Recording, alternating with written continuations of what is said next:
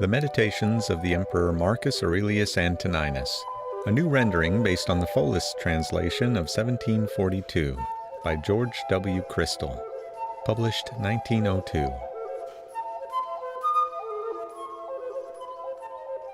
Book 7. 1. What is vice? It is what you have often seen. In every instance of it, keep in mind that you have often seen the like before. Search up and down, you will find sameness everywhere. Among the events which fill the history of the ancient, middle, and present ages, among the things of which our cities and our households are full today, nothing is new. All is familiar and fleeting. 2. How can the great principles of life become dead if the impressions which correspond to them be not extinguished? These impressions you may still rekindle. I can always form the proper opinion of this or that, and if so, why am I disturbed? What is external to my mind is of no consequence to it. Learn this, and you shall stand upright. You can always renew your life. See things again as once you saw them, and your life is made new again. 3.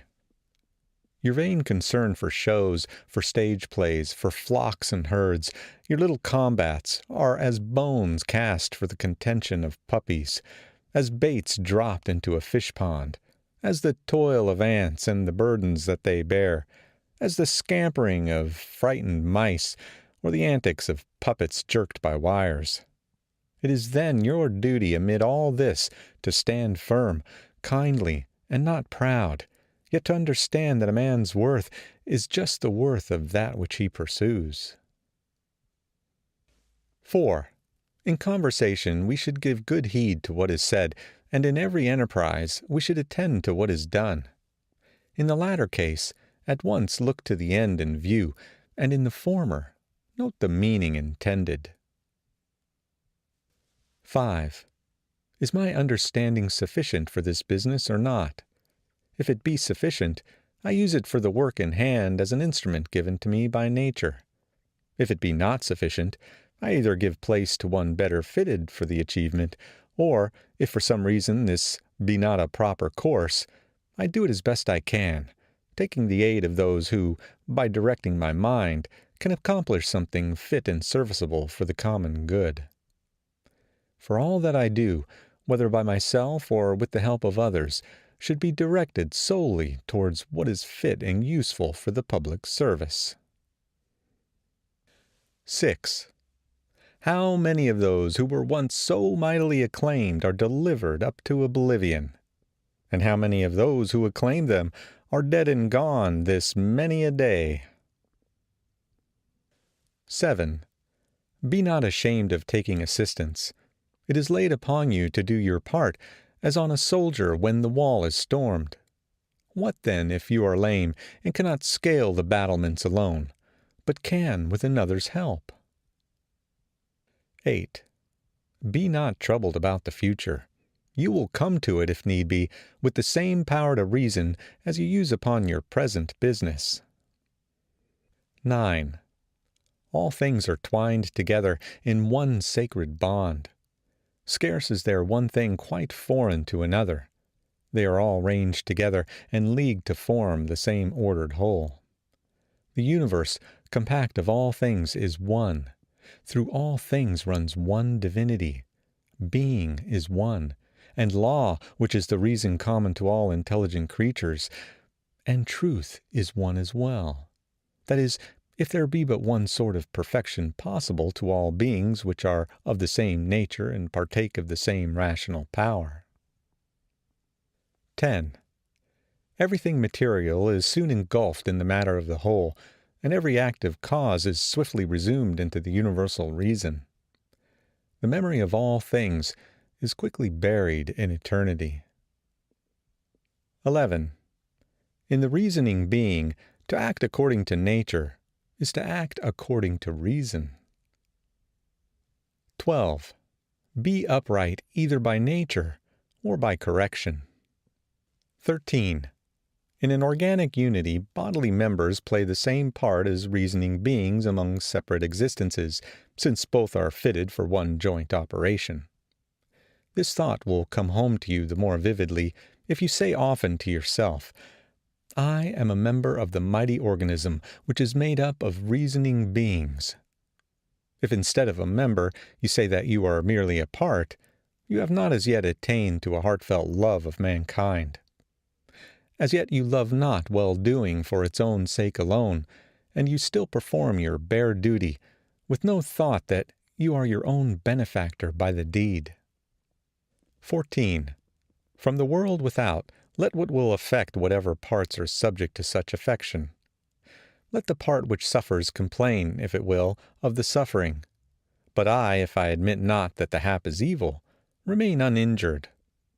Not to admit it is surely in my power. 15. Let anyone say or do what he pleases.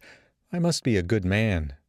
It is just as gold or emeralds or purple might say continually, "Let men do or say what they please. I must be an emerald and retain my luster." 16. The soul which rules you vexes not itself. It does not, for example, awake its own fears or arouse its own desires. If another can raise grief or terror in it, let him do so. By its own impressions, it will not be led into such emotions. Let the body take thought, if it can, for itself, lest it suffer anything and complain when it suffers. The soul by means of which we experience fear and sorrow, and by means of which, indeed, we receive any impression of these, will admit no suffering. You cannot force it to any such opinion. The ruling part is, in itself, free from all dependence, unless it makes itself dependent. Similarly, it may be free from all disturbance and obstruction, if it does not disturb and obstruct itself. 17. To have good fortune is to have a good spirit, or a good mind. What do you here, imagination? Be gone, I say, even as you came. I have no need for you. You came, you say, after your ancient fashion. I am not angry with you. Only be gone. 18. Do you dread change? What could come without it? What can be pleasanter or more proper to universal nature?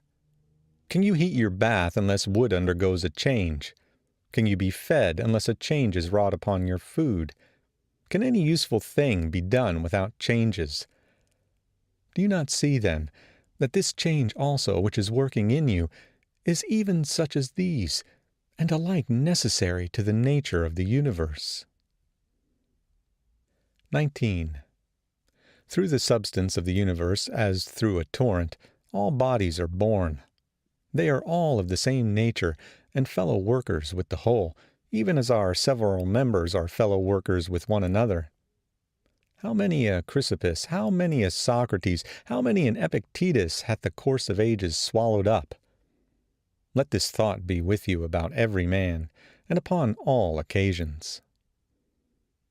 20. For this alone I am concerned, that I do nothing that suits not the nature of man, nothing as man's nature would not have it, nothing that it wishes not yet. 21.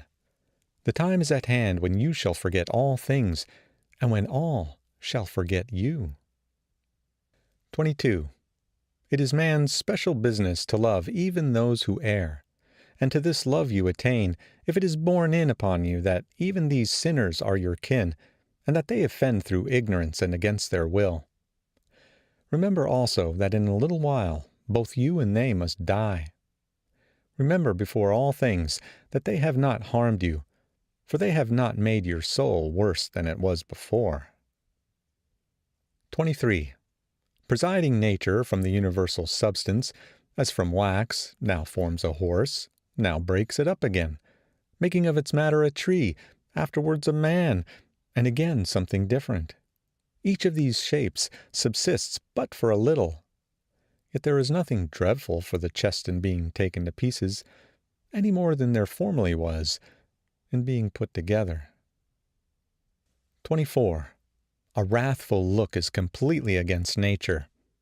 When the countenance is often thus deformed, its beauty dies, in the end is quenched forever, and cannot be revived again. Seek to comprehend from this very fact that it is against reason. And if the sense of moral evil be gone as well, why should a man wish to remain alive? 25.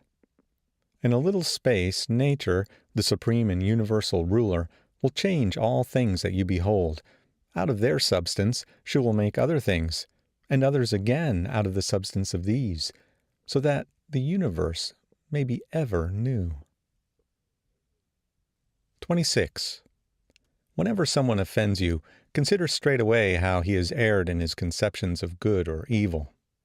When you see where his error lies, you will pity him, and be neither surprised nor angry.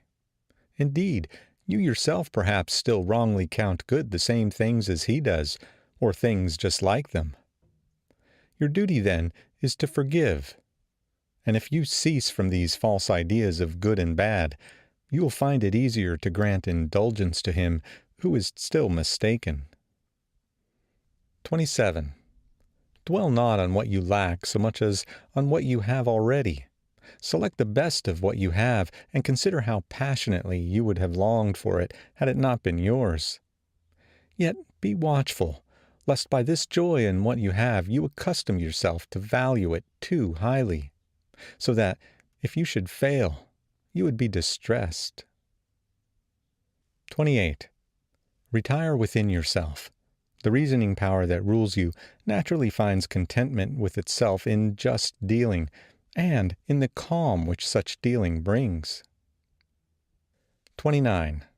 Blot out imagination. Check the brutal impulses of the passions. Confine your energies to the present time. Observe clearly all that happens either to yourself or to another. Divide and analyze all objects into cause and matter. Take thought for your last hour. Let another sin remain where the guilt lies. 30. Apply your mind to what is said. Penetrate all happenings and the causes thereof. 31. Rejoice yourself with simplicity, modesty, and indifference to all things that lie between good and bad. Love mankind and obey God. All things, says someone, go by law and order. But what if there be naught beyond the atoms? Even if that be so, suffice it to remember that all things, save very few, are swayed by law. 32. Concerning death, if the universe be a concourse of atoms, death is a scattering of these. If it be an ordered unity, death is an extinction or a translation to another state. 33. Concerning pain. Pain which cannot be borne brings us deliverance. Pain that lasts must needs be bearable. The mind can abstract itself from the body, and the soul takes no hurt. As to the parts which suffer by pain, let them, if they can, make their own protest. 34.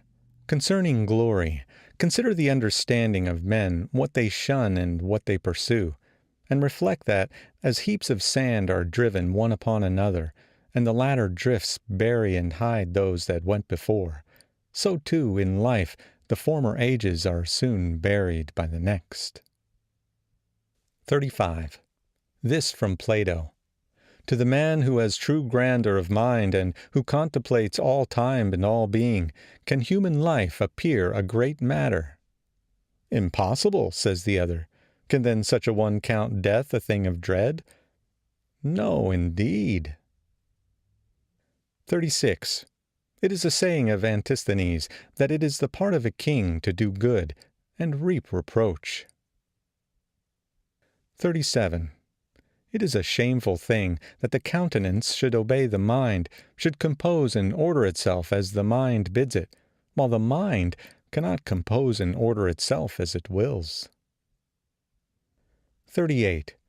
Vain is all anger at external things, for they regard it nothing. 39. Give joy to us and to the immortal gods. 40. For life is like the laden ear cut down, and some must fall, and some unreaped remain. 41. Me and my children, if the gods neglect, it is for some good reason. 42. For I keep right and justice on my side. 43. Weep not with them, and still these throbs of woe. 44. From Plato. I would make him this just answer. You are mistaken, my friend, to think that a man of any worth should count the chances of living and dying.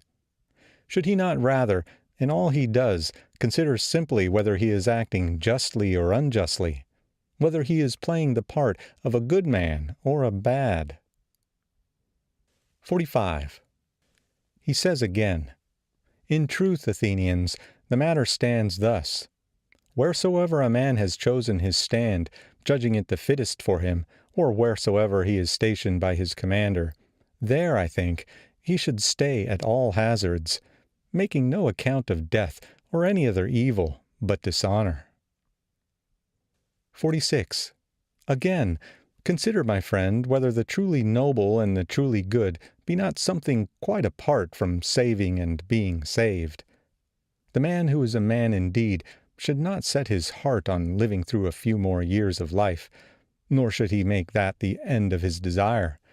Rather, he should commit the matter to the will of God, assenting to the maxim which even women use, that no man can elude his destiny, and studying in addition how he may spend the life that remains to him for the best.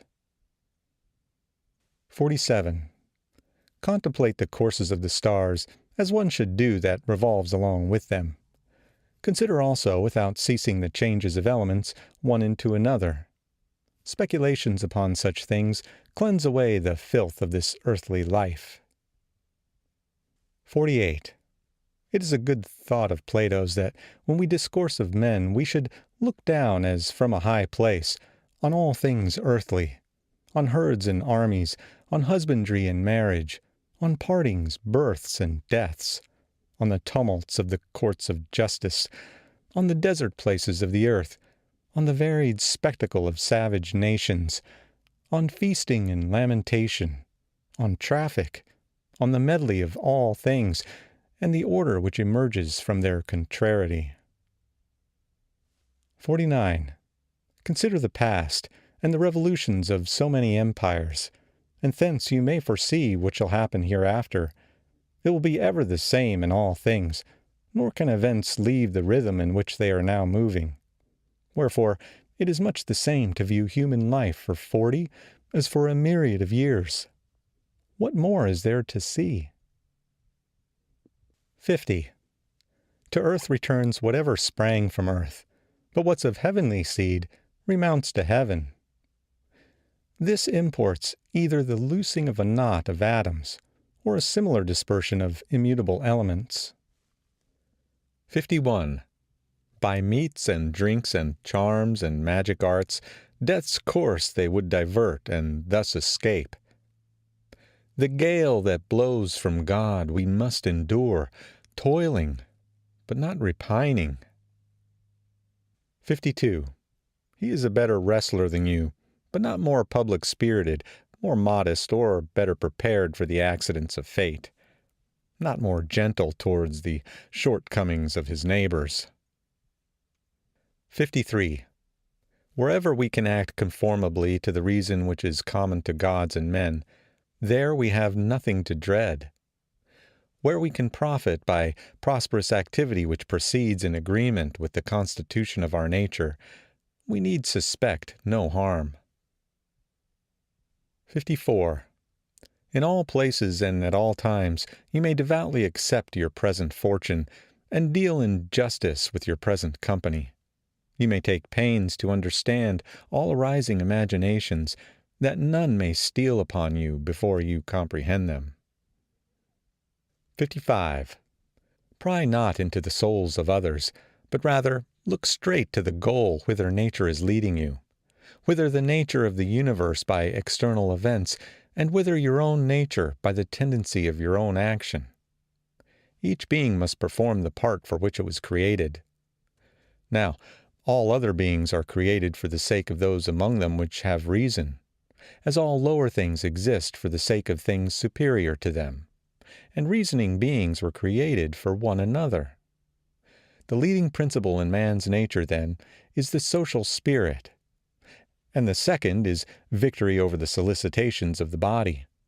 For it is proper to the workings of reason to set bounds to themselves, and never to be overpowered by the calls of sense or by the stirrings of passion, both of which are animal in their nature. The intellect claims to reign over these, and never to be subjected to them, and rightly, because it is equipped to command and use all the lower powers. The third element in the constitution of a reasoning being is caution against rashness and error. Let the soul go forth straight upon her way in the possession of these principles, and she stands seized of her full estate. 56. Consider yourself as dead. Your life is finished and past. Live what yet remains according to nature's laws, as an overplus granted to you beyond your hope. 57. Love that only which is your hap, which comes upon you as your part in fate's great spinning. What indeed can fit you better? 58. Upon every accident keep in view those to whom the like has happened. They stormed at the event, wondered and complained. But now where are they? They are gone forever. Why should you act the like part? Leave these unnatural commotions to fickle men who change and are changed. Yourself, take thought how you may make good use of such events. Good use for them there is. They will make matter for good actions. Let it be your sole effort and desire to gain your own approval in every action, and remember that the material objects of both that effort and of that desire are things indifferent. 59. Look inward. Within is the fountain of good. Dig constantly, and it will ever well forth. 60. Keep the body steady, without irregularity, whether in its motions or in its postures. For as the soul shows itself in the countenance by a wise and graceful air, it should require the same expressive power of the whole body. But all this must be practiced without affectation. 61. The art of life is more like that of the wrestler than of the dancer, for the wrestler must always be ready on his guard, and stand firm against the sudden, unforeseen efforts of his adversary. 62. Consider constantly what manner of men they are whose approbation you desire, and what may be the character of their souls. Then you will neither accuse such as err unwillingly, nor need their commendation when you look into the springs of their opinions and their desires. 63. Every soul, says Plato, parts unwillingly with truth. You may say the same of justice, temperance, good nature, and every virtue. It is most necessary to keep this ever in mind, for if you do, you'll be more kindly towards all men. 64. In all pain, keep in mind that there is no baseness in it, that it cannot harm the soul which guides you, nor destroy that soul as a reasoning or as a social force. In most pain, you find help in the saying of Epicurus, that pain is neither unbearable nor everlasting, if you bear in mind its narrow limits and allow no additions from your imagination. Remember also that we are fretted, though we see it not, by many things which are of the same nature as pain. Things such as drowsiness, excessive heat, want of appetite. When any of these things annoy you, say to yourself that you are giving in to pain. 65. Look to it that you feel not towards the most inhuman of mankind as they feel towards their fellows. 66. Whence do we conclude that Pelagius had not a brighter genius than Socrates? 'Tis not enough that Socrates died more gloriously or argued more acutely with the sophists. or that he kept watch more patiently through a frosty night, or because, when ordered to arrest the innocent Salaminian, he judged it more noble to disobey, or because of any stately airs and graces he assumed in public, in which we may very justly refuse to believe. But assuming all this true, when we consider Socrates, we must ask what manner of soul he had. Could he find contentment in acting with justice towards men, and with piety towards the gods, neither vainly provoked by the vices of others, nor servilely flattering them in their ignorance, counting nothing strange that the ruler of the universe appointed, not sinking under anything as intolerable, and never yielding up his soul in surrender to the passions of the flesh? 67. Nature has not so blended the soul with the body that it cannot fix its own bounds, and execute its own office by itself. It is very possible to be a god among men, and yet be recognized by none. Remember that always, and this as well, that the happiness of life lies in very few things. And though you despair of becoming great in logic or in science, you need not despair of becoming a free man, full of modesty and unselfishness, and of obedience unto God. 68. It is in your power to live superior to all violence, and in the greatest calm of mind, were all men to rail against you as they pleased. And though wild beasts were to tear asunder the wretched members of this fleshy mass which has grown with your growth. What is to hinder the soul amid all this from preserving itself in all tranquillity, in just judgments about surrounding things, and in ready use of whatever is cast in its way? Judgment may say to accident, "Your real nature is this or that, though you appear otherwise in the eyes of men." Use may say to circumstance, "I was looking for you. To me all that is present is ever matter for rational and social virtue, in sum, for that art which is proper both to man and God. All that befalls is fit and familiar for the purposes of God or man. Nothing is either new or intractable, but everything is well known and fit to work upon." 69. It is the perfection of morals to spend each day as if it were the last of life, without excitement, without sloth, and without hypocrisy. 70. The gods who are immortal are not vexed that in a long eternity they must ever bear with the wickedness and the multitude of sinners. Nay, they even lavish on them all manner of loving care. But you, who are presently to cease from being, can forsooth endure no more, though you are one of the sinners yourself. 71. It is ridiculous that you flee not from the vice that is in yourself, as you have it in your power to do, but are still striving to flee from the vice in others, which you can never do. 72. Whatever the rational and social faculty finds fit neither for rational nor for social ends, it justly ranks as inferior to itself. 73. When you have done a kind action, another has benefited. Why do you, like the fools, require some third thing in addition, a reputation for benevolence or a return for it? 74. No man wearies of what brings him gain, and your gain lies in acting according to nature. Be not weary, therefore, of gaining by the act which gives others gain. 75.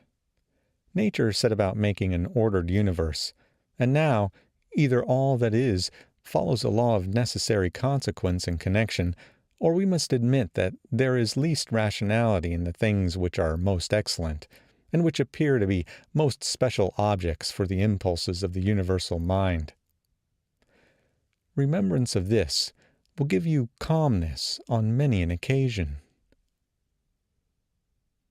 End of Book 7.